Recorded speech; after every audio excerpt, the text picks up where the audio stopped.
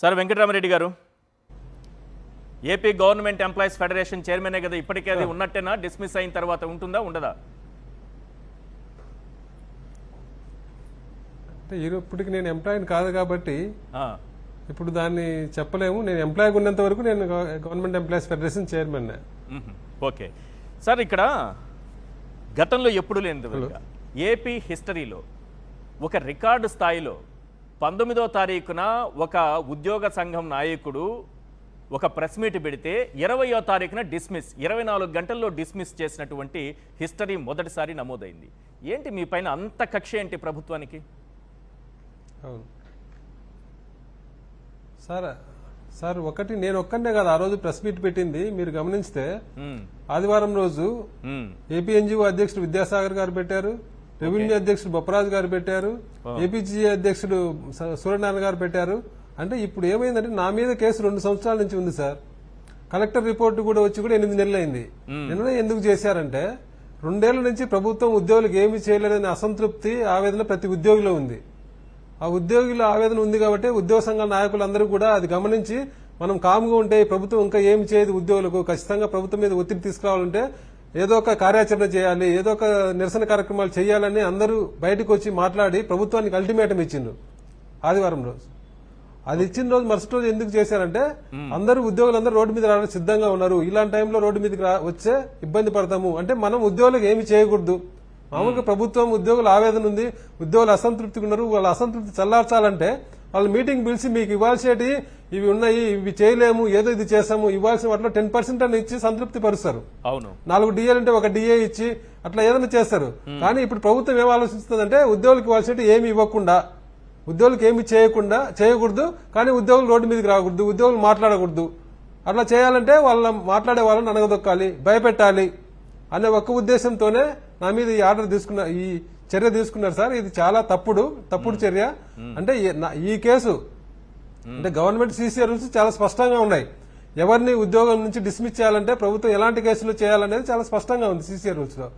ఏంటి బ్రైబరీ కేసులు, corruption case, bigamy అంటే 2 పెళ్లిలు చేసుకునే కేసులు కానీ, ఫోర్జరీ కేసులు కానీ, ఉమెన్ హెరాస్ చేసిన కేసులు కానీ, ఇలాంటి కేసుల్లో మాత్రమే డిస్మిస్ అనే పనిష్మెంట్ ఇంపోజ్ చేయాలి. కానీ ఇలాంటి ఏమీ లేకపోయినా గవర్నమెంట్ ఇలాంటి చర్య తీసుకుందంటే ఇంతవరకు ఒక ప్రభుత్వ ఉద్యోగి అయి ఉండి ఒక రాజకీయ పార్టీకి అనుకూలంగా వ్యవహరిస్తే లేదా ఎన్నికల్లో ప్రభావితం చేసేలా చేస్తే సర్వీస్ రూల్స్ ఉన్నాయి కదా కొన్ని, మీకే బాగా తెలుసు అవి, వాటి ప్రకారం ఉద్యోగిని తొలగించే అవకాశం ఉంటుంది కదా. మరి మీరు అలాంటిది ఏమన్నా పాల్గొన్నారా? అలాంటి సందర్భాల్లో డిస్మిస్ చేసే అలా పాల్పడలేదు లేదు, అలా చేసినా డిస్మిస్ చేసే అధికారం ప్రభుత్వానికి లేదు సార్. మీకు చాలా ఉదాహరణలు ఉన్నాయి. గవర్నమెంట్కి ఉద్యోగానికి రాజీనామా చేసి ఎన్నికల్లో పోటీ చేసి ఎన్నికల్లో కొట్లాడి అందరినీ అపోజిషన్ పార్టీ వాళ్ళని తిట్టి వచ్చిన వాళ్ళకు కూడా మళ్ళీ ప్రభుత్వం ఓడిపోయినాక వచ్చి అడిగితే ప్రభుత్వం ఉద్యోగం ఇచ్చిన సందర్భాలు చాలా ఉన్నాయి. కాబట్టి రాజకీయంగా పాల్గొంటే డిస్మిస్ చేయాలనే రూల్ ఎక్కడా లేదు. ప్లస్ ఒకటి నేను ఎక్కడా పాల్గొనలేదు. నా మీద పెట్టిన కేసు చూసుకుంటే నేను 4 ఎలక్షన్ టైంలో 4 డిపోల్లో తిరిగి ప్రచారం చేసిన అనేది కేసు. కానీ నేను తిరిగి 4 డిపో మేనేజర్లు మీకు వాట్సాప్ లో పంపించిన సార్, ఆ డిపో మేనేజర్లు ఇచ్చిన రిపోర్టు కూడా 4 డిపో మేనేజర్లు చాలా స్పష్టంగా ఇక్కడ ఎలాంటి ఎన్నికల ప్రచారం జరగలేదని చాలా స్పష్టంగా రిపోర్ట్ ఇచ్చిండ్రు. అయినా ప్రభుత్వం అడ్డగోలుగా అంటే ఏమి ఆధారాలు లేవు, అయినా కూడా చేసిందంటే మనం చేసేది, మన దగ్గర పవర్ ఉంది చేసేద్దాం, కోర్టుకు పోయి వచ్చి అప్పుడు చూసుకుందాం అనే అహంకారంతో చేసింది తప్ప ఉద్యోగులను భయపెట్టాలి, ఉద్యోగుల వాయిస్ ఇప్పుడు మిగతా వాళ్ళు ఎవరు గట్టిగా మాట్లాడడం లేదు, నేను మాట్లాడుతున్నా కాబట్టి నా మీద చర్య తీసుకుంటే మిగతా వాళ్ళు కూడా ఎవరు మాట్లాడే ధైర్యం చేయరు అనే ఒక దురుద్దేశంతో ప్రభుత్వం ఇలాంటి దుశ్చర్యకు ఒడిగట్టింది. అయినా ఇది నిలబడదు. ఇది ఏ రకంగానూ అంటే నేను తప్పు చేయలేదు, తప్పు చేసిన ఆధారాలు ఒకటి కూడా లేవు. ప్లస్ ఒకవేళ ఇన్ కేసు తప్పు చేసినా కూడా ఆ తప్పుకు విధించే శిక్ష ఇది కాదు, డిస్మిస్ చేసే కేసు ఇది కాదు. కాబట్టి ఏ రకంగానూ ఇది సమర్థించే చర్య కాదు. కాబట్టి కోర్టులో ఖచ్చితంగా ఇది నిలబడదు సార్. ప్రభుత్వాన్ని ఆశిస్తున్నా. అయితే ప్రభుత్వాన్ని నేను మీకు ఆ నమ్మకం ఉందా, నిలబడుతుంది అనుకుంటున్నారా? ఎందుకంటే సిసిఏ రూల్ 1991 ప్రకారం డిస్మిస్ చేయొచ్చని అంటున్నారు, వాళ్ళు అంటున్నారు, ప్రభుత్వం అంటుంది. ఓకే,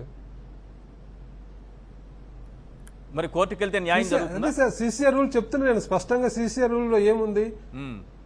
సిసిఆర్ రూల్ లో ఖచ్చితంగా నేను చెప్పిన ఉంది కదా sir, bribery, corruption, bigamy, moral turpitude, forgery, ఈ ఉమెన్ హెరాస్మెంట్ వీటికి మాత్రమే డిస్మిసల్ ఉంది, మిగతా వాటికి డిస్మిస్ చేయడానికి లేదు ప్రభుత్వానికి. ఎన్నికల కోడ్ ఉల్లంఘించి కాబట్టి ఖచ్చితంగా ఉద్యోగి కోర్టులో న్యాయం జరుగుతుంది. ఎన్నికల కోడ్ ఉల్లంఘించి ఒక ఉద్యోగి ఆర్టీసీ కార్మికుల్ని ప్రభావితం చేసేలా మనం రుణం తీర్చుకోవాలి జగన్మోహన్ రెడ్డి గారికని మీరు ప్రచారం చేశారని మీ పైన ఆరోపణ. ఆ ఆరోపణకి తగినట్టే ఇక్కడ ఎన్నికల కోడ్ ఉల్లంఘన జరిగింది, ఒక ప్రభుత్వ ఉద్యోగి అయి ఉండి ఇలా ఎన్నికల ప్రచారం చేశారు అనేది రెండోది. దానికి తగినట్టే దానికి ఏదో కొన్ని ఆధారాలు ఉన్నాయని వాళ్ళు చెప్తున్నారు. నిజానికి ఉందా? ఎక్కడైనా ఏ డిపో మేనేజర్ అయినా ఇచ్చారా ఆధారాలు? వీడియోలు కానీ ఫోటోలు? నేను నిన్నటి నుంచి అన్ని మీడియా సంస్థలతో మాట్లాడినా, చాలా టీవీలో మాట్లాడినా, ఆధారం ఉంటే చూపించండి అని. ఆధారం ఉంటే చూపించండి అని నేను నిన్నటి నుంచి అడుగుతున్నా. ఏ మీడియా నా మీద వ్యతిరేక ప్రచారం చేసే మీడియాలు కొన్ని మీడియా సంస్థలు వాళ్ళు కూడా ఏం చూపించడం లేదు. వాళ్ళు నేను అంతకుముందు ఏదో మాట్లాడిన వీడియోలో అవన్నీ పెడుతున్నారు తప్ప, నేను ఎలక్షన్ టైంలో ఈ రకంగా పాంప్లెట్ పంచిన ఒక ఫోటో గానీ, నేను అక్కడ మీటింగ్ పెట్టిన ఒక వీడియో గానీ ఏదైనా ఉంటే ఒకటి చూపిమనండి. ఏమి ఎలాంటి ఆధారాలు లేవు. 100% ఇప్పుడు ఛాలెంజ్ చేస్తున్నా ప్రభుత్వాన్ని. నేను ఇంత ఓపెన్ ఛాలెంజ్ చేస్తున్నా కదా ప్రభుత్వాన్ని, ఇంత విమర్శిస్తున్నా కదా, మీకు ఉంటే చూపించండి. నేను కోర్టుకు కూడా వెళ్ళను. నేను పాంప్లెట్ పంచిన ఫోటో గానీ, నేను పాంప్లెట్ పంచిన వీడియో గానీ, నేను అక్కడ ఎలక్షన్ లో పలానా పార్టీకి ఓటేయమని చెప్పిన వీడియో గానీ, నేను మీటింగ్ పెట్టిన వీడియో గానీ ఉంటే మీరు రిలీజ్ చేయండి. నేను కోర్టుకు కూడా వెళ్లకుండా నేను మీకే సారీ చెప్పి నేను ఉద్యోగం నేనే వదిలేసుకుంటా. అంటే నేను ఎలాంటి తప్పు చేయలేదు, ఎలాంటి ఆధారం లేదు. అడ్డగోలుగా చేయాలా? ఎందుకు చేస్తుందంటే 100% సార్. వాళ్ళు 2 ఏళ్లలో ప్రభుత్వం ఉద్యోగులకు ఇచ్చిన హామీ 9 హామీలు. ఇందాక మీరు కొన్ని హామీలు చెప్పిన, ఇంకా 9 హామీలు ఇచ్చింది ప్రభుత్వం. 9 హామీల్లో ఒక్క హామీని అధికారంలోకి వచ్చిన వెంటనే ఐఆర్ అన్నారు, ఐఆర్ లేదు. పీఆర్సీ సమయం దాటిపోయి, అంటే పీఆర్సీ ఉద్యోగులకు ఎప్పుడు 2023 జూలై నుంచి రావాలి పీఆర్సీ. ఈ పీఆర్సీ టైం అయిపోయి 3 సంవత్సరాలు అయింది. ఈ రోజుకి పీఆర్సీ కమిషన్ వేయలే. గత ప్రభుత్వం చేసిన పీఆర్సీ కమిషన్ ను బెదరగొట్టి వీళ్ళు పంపించిండ్రు. రిజైన్ చేసిండు ఆయన. ఎందుకు చేసిండు? వీళ్ళేమనుకుంటే ఎందుకు రిజైన్ చేస్తాడు? రిజైన్ చేసిన కమిషనర్ స్థలంలో ఇంతవరకు కమిషన్ అపాయింట్ చేయలే. కమిషన్ అపాయింట్ చేసినాక కమిషన్ రిపోర్ట్ ఇవ్వడానికి వెళ్ళారు. దాని మీద ఉద్యోగులతో చర్చించి ఇది జరిగేదానికి ఇంకెప్పుడు జరుగుతుంది? అపాయింట్ అయిన తర్వాత దాన్ని ఇంప్లిమెంట్ చేయాలంటే మినిమం 2 సంవత్సరాలు పడుతుంది. అపాయింట్ అయిన తర్వాత 2 సంవత్సరాలు పడుతుంది సార్ ఇంప్లిమెంట్ చేయాలంటే. అలాంటిది ఈ రోజుకి ఇలా కమిషన్ అపాయింట్ చేయలే. కమిషన్ అపాయింట్ చేసేది ఎప్పుడు వీళ్ళు? అంటే 2029 ఎన్నికల దాకా వీళ్ళకు పీఆర్సీ ఇచ్చే ఉద్దేశం లేదు. దాన్ని నేను ప్రశ్నించుతుంటే వాళ్ళకి నచ్చడంలే. 1వ తారీఖు జీతం ఇస్తామంటున్నారు. ఎవరికి ఇచ్చిన 1వ తారీఖు జీతం చెప్పమనండి. గత ప్రభుత్వం అవుట్ సోర్సింగ్ ఉద్యోగులు, కాంట్రాక్ట్ ఉద్యోగులు, తక్కువ వచ్చే జీతాలు రావటం లేదా, తక్కువ జీతం వచ్చే ఉద్యోగులు కాబట్టి 100% రావడం లేదు. అదే నేను చెప్తున్నా సార్. గత ప్రభుత్వంలో ఏం జరిగింది? అవుట్ సోర్సింగ్ ఉద్యోగులు, కాంట్రాక్ట్ ఉద్యోగులు, తక్కువ జీతం ఉద్యోగులు కాబట్టి 1వ తారీఖు వాళ్ళకు జీతం ఇచ్చేవాళ్ళు, మిగతా వాళ్ళకు తర్వాత జీతాలు బిల్లు వేసేవాళ్ళు. అప్పుడు టీచర్లకు, పెన్షనర్లకు 2-3 తారీఖులో లేట్ అయ్యేది. మిగతా ఉద్యోగులందరికీ, కాంట్రాక్ట్ అవుట్ సోర్సింగ్ ఉద్యోగులు 1వ తారీఖు జీతం పడేది. ఈ రోజు ఏమవుతుంది? రెగ్యులర్ ఉద్యోగులు 1వ తారీఖు జీతం పడుతుంది. కాంట్రాక్ట్ అవుట్ సోర్సింగ్ ఉద్యోగులకు లేట్ అవుతుంది. 10వ తారీఖు కూడా అవుతుంది కొన్ని సందర్భాల్లో. ఇప్పుడు నేను ఈ రోజు చెప్తున్నా, ఈ రోజుకి కాంట్రాక్ట్ లక్షలకు జీతం 1 నెల కాదు 2 నెలల జీతం రాలేదు. నిజమా కాదా చెప్పమనండి. ఫైనాన్స్ సెక్రటరీని, ఫైనాన్స్ మినిస్టర్ గానీ ఎవరైనా మాట్లాడమని. నిజం కాదేమో? ఈ రోజుకి కాంట్రాక్ట్ లక్షలకు 2 నెలల నుంచి జీతం లేదు. మళ్ళీ ఎవరికి 1వ తారీఖు జీతం ఇస్తున్నారు? సిపిఎస్ ఉద్యోగులకు గత ప్రభుత్వం జీపీఎస్ గ్యారంటీ పెన్షన్ తీసుకొచ్చింది. దానికంటే మెరుగైన పెన్షన్ విధానం తీసుకొచ్చామని చెప్పిండ్రు. ఇప్పుడు 2 సంవత్సరాలు అయింది వీళ్ళొచ్చి. అసలు దాని మీద స్పందించిండ్రా?